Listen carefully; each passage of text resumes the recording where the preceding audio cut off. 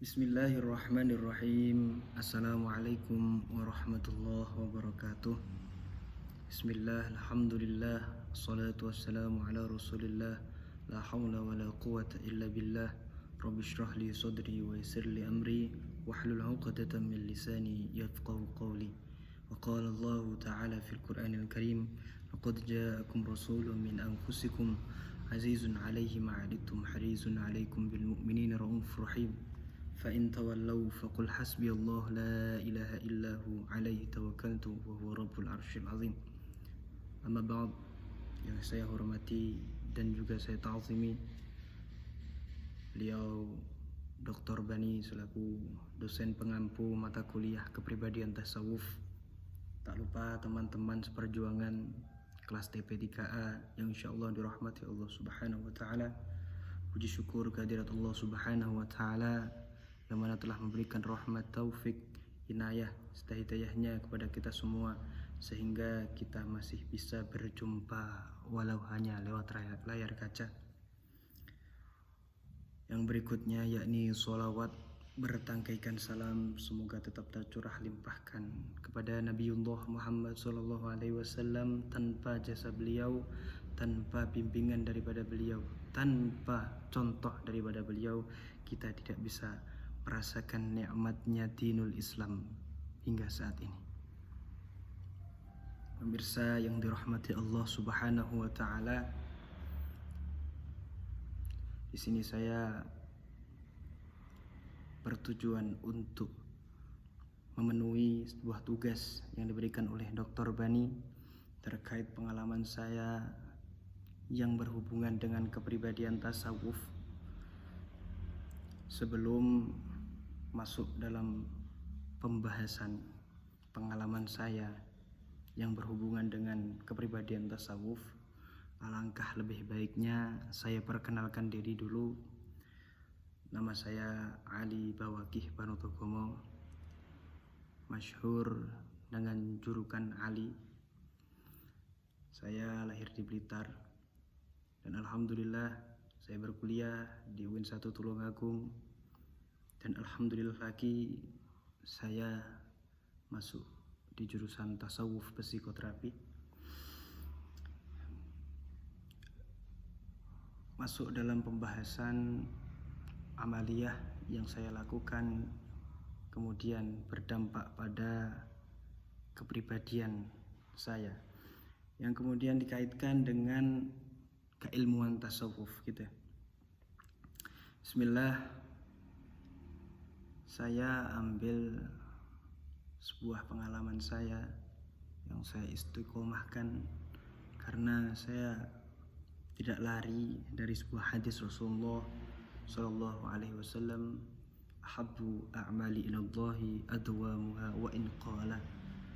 Amalan-amalan yang paling dicintai Allah Subhanahu wa taala itu adalah yang sedikit tapi berkesinambungan, continue, istiqomah. Jadi pada tahun 2020 setelah saya masuk pesantren di Jombang itu, pada jenjang madrasah aliyah, sebelum masuk tanggal yang ditentukan itu saya sowan kepada kiai saya. Beliau mengijazahkan puasa Daud, dan alhamdulillah dengan niat yang tulus yang telah saya tata, dan yang terpenting adalah ridho Allah, izin daripada Allah. Karena apapun yang kita lakukan, apapun yang kita laksanakan, ikut tidak bisa terjalankan tanpa izin Allah Subhanahu wa taala. Tahun 2020 saya memulai puasa Daud sekaligus riyadhah.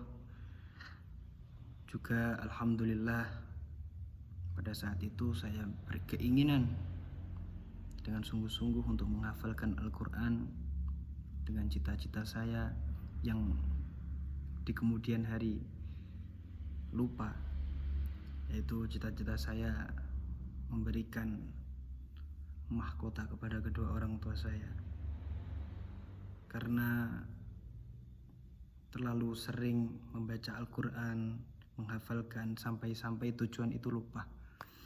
Artinya memang orang-orang di makom atau derajat syariat itu sering diiming-imingi dengan sebuah imbalan surga dan beserta kenikmatannya, akan tetapi kalau dia sudah ikhlas, dia akan terlupa dengan tujuan-tujuan yang bersifat kenikmatan saja. Karena sesungguhnya di kemudian kita di akhirat, kenikmatan yang tidak terhingga adalah menghadap ilahi Rabbih. Kembali pada cerita tersebut, akhirnya saya berpuasa. Di tengah-tengah berpuasa, banyak godaan, banyak cobaan yang saya lalui, dan alhamdulillah saya masih punya guru yang setiap harinya bisa saya mintai dawuh ataupun nasihat. Jadi saya tidak terlepas daripada bimbingan guru, dan alhamdulillah karena pertama saya berniat puasa sekaligus menghafal Quran agar lancar menghafalnya. Dapat 2 tahun berpuasa, saya lupa kenapa ya saya puasa kenapa ya. Dan ternyata kalau orang itu sudah mengikhlaskan di dalam hatinya, tidak ada pamrih di dalam hatinya, akan lupa sendiri tujuan-tujuan amal-amal yang dilakukannya. Jadi tidak ada embel-embel faidah ataupun apapun, yang ada hanyalah aku menjalankannya karena beribadah kepada Allah Subhanahu wa ta'ala. Jadi hal tersebut membuat kepribadian saya, membuat hati saya, pikiran saya menjadi tenang, karena saya selalu ingat bahwa Syekh Ibnu Athaillah As-Sakandari di dalam salah satu hikmahnya pernah berkata, sawabiqul himam la tahriku aswaral aqdar. Menggebunya semangat tidak akan bisa menembus benteng takdir. Dahulu sejak saya awal-awal mondok itu seringkali diberi nasihat-nasihat terkait masalah kesungguhan, masalah keberanian untuk melangkah lebih maju. Dulu seringkali diberikan kata-kata mungkin al-ajru bi qadri ta'ab, bi qadri ma tata'anna tanalu ma tatamanna, yang pada intinya tergantung kesungguhan kamu akan mendapat sesuatu. Kan tetapi setelah saya belajar terus, saya menemui sebuah makalahnya atau hikmahnya Syekh Ibnu Athaillah, itu tadi, menggebunya semangat tidak akan bisa menembus benteng takdir.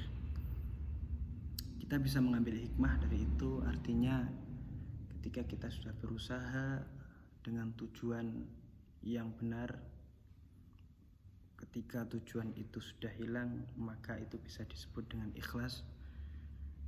Dan yang saya rasakan adalah sebuah ketenangan batin, sebuah ketenangan pikiran dan hati yang kemudian bisa saya salurkan atau saya amalkan lebih dalam lagi, terlebih di masalah keilmuan, jadi bisa sharing-sharing kepada teman-teman seperjuangan saya terkait masalah batiniah, terkait ketenangan hati. Dan pada intinya semua yang saya lakukan alhamdulillah diberikan Allah sebuah ketenangan jiwa, yang mana dalam keilmuan tasawuf disebut nafsul mutmainnah, jiwa yang tenang. Dalam Al-Quran disebutkan ya ayyatuhan nafsul mutmainnah. Mungkin itu saja dari saya. Saya sekali lagi mohon maaf karena memang sebetulnya saya orang biasa, banyak kurangnya, fakir ilmu, fakir harta, fakir dunia, tidak punya apa-apa. Khudh ma safa wada' ma kadara. Ambil yang baik, tinggalkan yang buruk. Wallahul muwafiq ila aqwamit thoriq. Wassalamualaikum warahmatullahi wabarakatuh.